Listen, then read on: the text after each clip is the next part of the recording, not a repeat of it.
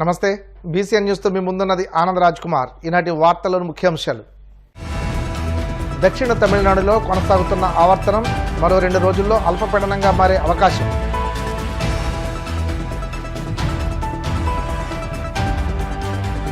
తాడేపల్లిగూడెంలో జాతీయ స్థాయి ఉగాది నాటికల పోటీలు, ఆకట్టుకున్న కళాకారుల నృత్య ప్రదర్శన. తిరుపతి జిల్లా నూతన ఎస్పీగా హర్షవర్ధన్ రాజు బాధ్యతలు. కౌంటింగ్ రోజున అల్లర్లు జరగకుండా భద్రత ఏర్పాటు చేస్తామని స్పష్టం. పిఠాపురం మున్సిపల్ కార్యాలయంలో ముగిసిన వివాదం. తన ఛాంబర్లో కూర్చుని విధులు నిర్వర్తించిన డిఈ భవానీ శంకర్. మరో 2 రోజుల్లో ఆంధ్రప్రదేశ్ రాష్ట్రంలో భారీ వర్షాలు నమోదవుతాయని వాతావరణ శాఖ వెల్లడించింది. దక్షిణ తమిళనాడులో కొనసాగుతున్న ఆవర్తనం ఉపరితల ద్రోణి కారణంగా విస్తరించింది. ఈ నెల 22వ తేదీ నాటికి మరింత బలపడి బంగాళాఖాతంలో అల్పపీడనంగా మారే అవకాశం ఉందని తెలిపింది. కాగా ఈ నెల 24వ తేదీ నాటికి వాయుగుండంగా మారే అవకాశం ఉందని వాతావరణ శాఖ తెలిపింది. ద్రోణి ప్రభావంతో ఉత్తరాంధ్ర నుండి రాయలసీమ వరకు భారీ వర్షాలు కురిసే అవకాశం ఉందని తెలిపింది. ఈదురుగాలులు బలంగా వీచే అవకాశం ఉందని, పొలాల్లో పనిచేసే వారంతా చెట్ల కింద ఉండకుండా జాగ్రత్తలు తీసుకోవాలని వాతావరణ శాఖ అధికారులు సూచించారు. పశ్చిమ గోదావరి జిల్లా తాడేపల్లిగూడెంలోని బీవీఆర్ కళాకేంద్రంలో జాతీయ స్థాయి ఉగాది నాటికల పోటీలు ఉత్సాహంగా జరుగుతున్నాయి. బుద్ధాల వెంకటరామారావు ఆధ్వర్యంలో నిర్వహిస్తున్న నాటకోత్సవాల్లో రుత్విక్ వెంకట్, చార్మిళ వెంకట్, సోమనాథ్ భారద్వాజుల కూచిపూడి నృత్య ప్రదర్శనలు విశేషంగా ఆకట్టుకున్నాయి. ఈ కార్యక్రమంలో పలువురు కళాకారులు, కళాకేంద్ర నిర్వాహకులు పాల్గొన్నారు.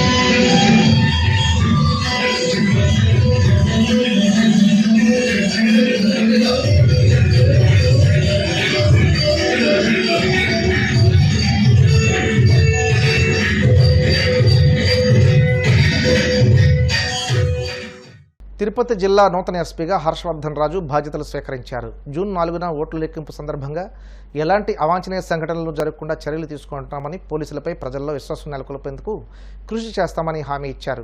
ప్రతి ఒక్కరూ పోలీసులకు సహకరించి కౌంటింగ్ ప్రక్రియలో ఎలాంటి ఆటంకాలు సృష్టించవద్దని హెచ్చరించారు. ఈరోజు తిరుపతి ఎస్పీగా బాధ్యతలు తీసుకోవడం చాలా సంతోషంగా ఉంది.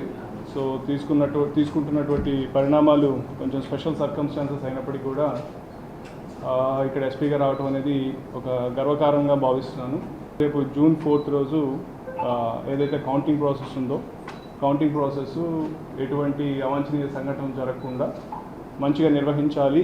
దానికి సంబంధించి పోలీసు వారు ఎటువంటి బందోబస్తు వేసుకొని ఎటువంటి సంఘటనలు జరగకుండా చేయాలన్నదే ఇప్పుడు మన ముందున్న ప్రధాన కర్తవ్యం. కొన్ని రోజులుగా జరుగుతున్న సంఘటనల దృష్ట్యా కొంచెం పోలీసు వారి మీద ప్రజల్లో కొంచెం అపనమ్మకం రావటమో, లేకపోతే మా పట్ల కొంత విశ్వాసం తగ్గటమో అటువంటివి ఉన్నప్పటికీ మేము ఇంకా రానున్న రోజుల్లో వాళ్ళ విశ్వాసాన్ని చూరగొనే విధంగా, వాళ్ళ నమ్మకాన్ని పొందే విధంగా మంచిగా పనిచేస్తామని చెప్పి అనుకుంటున్నాము. దానికి సంబంధించి సాయశక్తులా కృషి చేయడానికి మేమందరం కూడా సంసిద్ధులై ఉంటామని చెప్పి సుముఖంగా అందరికీ తెలియజేస్తున్నాను. అలాగే ఈ సందర్భంగా పాత్రికేయ మిత్రులందరికీ కూడా మా పోలీస్ వారికి మీ సహకారం ఎంతో అవసరం. సో ఈ రానున్న రోజుల్లో మీరందరూ కూడా మా పోలీస్కి సహకరిస్తారని చెప్పి ఆశిస్తున్నాను. అట్లాగే మా పోలీస్ వారందరూ కూడా రానున్న రోజుల్లో మంచిగా పనిచేసి పోలీస్ వారి ప్రతిష్ట, పోలీస్ డిపార్ట్మెంట్ యొక్క ప్రతిష్ట పెంపొందించే విధంగా ప్రజలకు కూడా మా విజ్ఞప్తి ఏమిటంటే రాగద్వేషాలకు లోనయ్యి చట్టానికి వ్యతిరేకంగా పనులు చేయటం ఇవన్నీ కూడా మానాల్సిన అవసరం చాలా ఉంది. ఎందుకంటే డెమోక్రటిక్ ప్రాసెస్లో ఆల్రెడీ ఓటింగ్ అయిపోయింది, మన ముందు ఇక కౌంటింగే మిగిలి ఉంది. సో కాబట్టి ఆల్రెడీ ప్రజలు దానికి ఏంది అనేది డిసైడ్ చేశారు. మనం అందరం కూడా ఇంకా కౌంటింగ్ చేసిన తర్వాత ప్రజల యొక్క వాళ్ళ డెసిషన్కి లోబడి ఉంటుంది. కాబట్టి ప్రజాస్వామ్యంలో మనం అందరం కూడా కొంచెం అందరూ బాధ్యతాయుతంగా, ప్రజలు కావచ్చు, రాజకీయ పార్టీలు కావచ్చు, రాజకీయ నాయకులు కావచ్చు, అందరూ కూడా కొంచెం బాధ్యతాయుతంగా వ్యవహరించి మనకు తిరుపతిలో ఇక ముందు అంటే దీనికి చాలా శాంటిటీ ఉన్న ప్లేస్. అందరికీ తెలుసు, తిరుపతి వెంకటేశ్వర స్వామికి సంబంధించిన ఒక పవిత్రమైన ప్రదేశం. సో ఇటువంటి ప్రదేశంలో ఇటువంటి సంఘటనలు జరగడం అనేది చాలా దురదృష్టకరం. సో ఇటువంటి సంఘటనలు ముందు జరగకుండా ఉండే విధంగా మనం అందరం కూడా బాధ్యతాయుతంగా వ్యవహరించాలని చెప్పి మీ తరఫున అందరికీ కూడా నేను విజ్ఞప్తి చేస్తున్నాను. పశ్చిమ గోదావరి జిల్లా భీమవరం డిఎన్ఆర్ కళాశాల క్రీడా మైదానంలో జరుగుతున్న అతిరాత్ర మహాయాగానికి దాతలు విశేష స్థాయిలో స్పందిస్తున్నారని, భక్తులు కూడా విశేష స్పందనతో పాల్గొంటున్నారని పర్యవేక్షకులు చెరుకోట రంగసాయి తెలిపారు. ప్రతిరోజు 1500 నుండి 2000 మంది భక్తులు అన్న ప్రసాదాన్ని స్వీకరిస్తున్నారన్నారు. ప్రముఖ న్యాయవాది తాడిమళ్లగిరి ₹1,00,000, ప్రముఖ వ్యాపారవేత్త లింగం నాగేశ్వరరావు ఒక పూట భోజనానికి ₹1,00,000, ఇందుకూరి బాలకుమారి 50,000, రవీంద్ర కమర్షియల్ వేగేసిన రంగరాజు 58,000, వంశీకృష్ణనగర్ యూత్ సుబ్బరాజు బృందం 50,000, గాదిరాజు సుబ్బరాజు 50,000, గన్నబతుల శ్రీనివాస్ 30 బస్తాల బియ్యం అందించారని రంగసాయి తెలిపారు. 23వ తేదీన 36 గంటల వేదఘోష నిర్వహిస్తారని, అదే రోజు సాయంత్రం గజల్ శ్రీనివాస్ చే కచేరీ ఉంటుందన్నారు.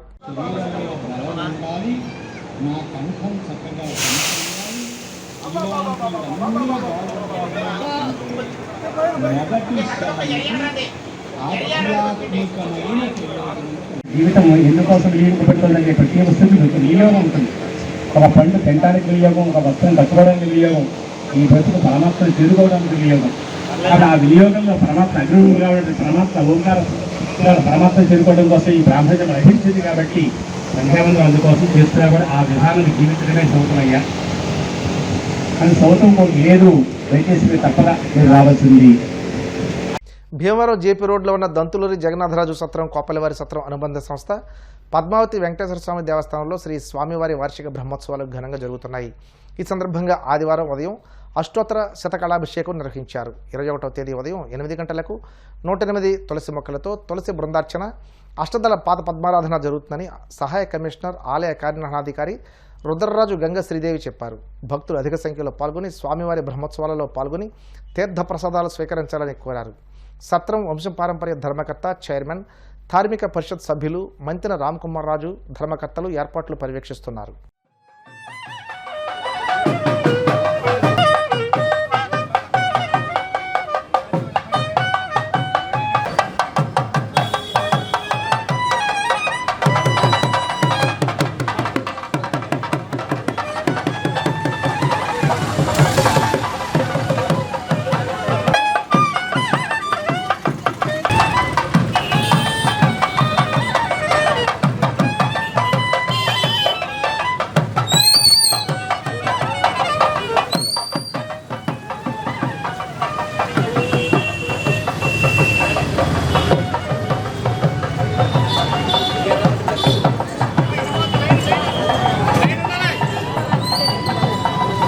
వీడియో కవరేజ్కి వెళ్ళిపోతున్నావు.